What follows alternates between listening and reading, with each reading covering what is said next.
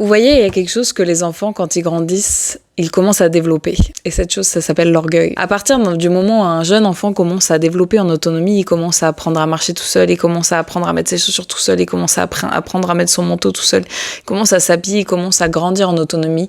Il y a quelque chose qui perd, c'est son humilité. Il n'y a rien de plus têtu qu'un enfant qui veut faire tout seul. Et je sais que quand j'ai bossé en crèche, on avait commencé cette formation pour apprendre le langage des signes bébé, pour permettre aux enfants de pouvoir communiquer avant même qu'ils soient capables de mettre des mots. Et je sais qu'à chaque fois que je voyais un enfant enragé, se mettre en colère parce qu'il n'arrivait pas à faire ce qu'il voulait, ça le mettait en colère, des fois il jetait tout, il se roulait par terre et tout. Moi, le signe que je leur ai plus appris, c'est le signe aider. À chaque fois, je les regardais, je dis, tu veux que je t'aide, tu veux que je t'aide. Et il y en a un têtu comme pas deux et il continue à s'énerver, s'énerver. Mais en fait, voilà, il y a vraiment quelque chose de l'ordre de l'humilité que le Seigneur nous appelle à faire et nous appelle à réclamer à lui. C'est d'apprendre à demander de l'aide. Parce que bien souvent, on est là avec nos péchés, on est là avec nos fardeaux, on veut tout faire tout seul, on veut tout porter tout seul. Je sais pas si vous êtes un peu comme moi.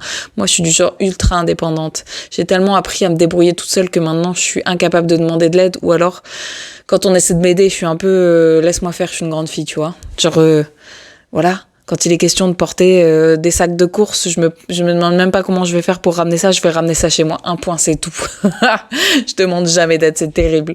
Bref, mais le Seigneur, il veut pas qu'on soit comme ça. Il nous a créés, il nous a créés en communauté, il nous a créés les uns avec les autres, il nous a créés pour qu'on se soutienne et qu'on s'aide. Ça, c'est quelque chose que le monde perd. Mais c'est quelque chose que je t'invite aujourd'hui à cultiver avec le Seigneur et à cultiver avec les autres. S'il y a quelque chose dans lequel tu es en difficulté, demande de l'aide. Sois assez humble pour dire, là, je ne sais pas faire, j'ai besoin d'aide. Et vraiment, je te promets que c'est une prière auquel le Seigneur, il répond tellement vite. Le Seigneur, il m'a envoyé des gens. Petite anecdote, il y a 2 ans, à la même période, j'étais en full télétravail et je me sentais m'empâtir. J'étais en mode, c'est Dieu, j'en ai marre, j'ai envie de faire du sport, j'arrive pas à me motiver, s'il te plaît, envoie-moi quelqu'un qui va m'aider.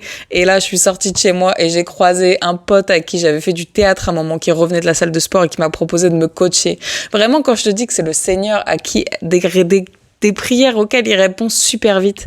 Fais-lui confiance. Bon, maintenant, je suis un peu en mode Seigneur, envoie-moi un ange coach privé qui va venir me forcer à faire du sport le matin. Mais bon, tu vois, nos prières évoluent avec l'âge. Bref, sois béni. Et il est écrit dans Jacques 4, verset 10, « Humiliez-vous devant le Seigneur et il vous élèvera. » Quand tu demandes au Seigneur qu'il t'aide sur les endroits où tu as des difficultés, t'es même pas prêt à ce qu'il va voir. T'es même pas prêt à ce qu'il va faire. Sois béni.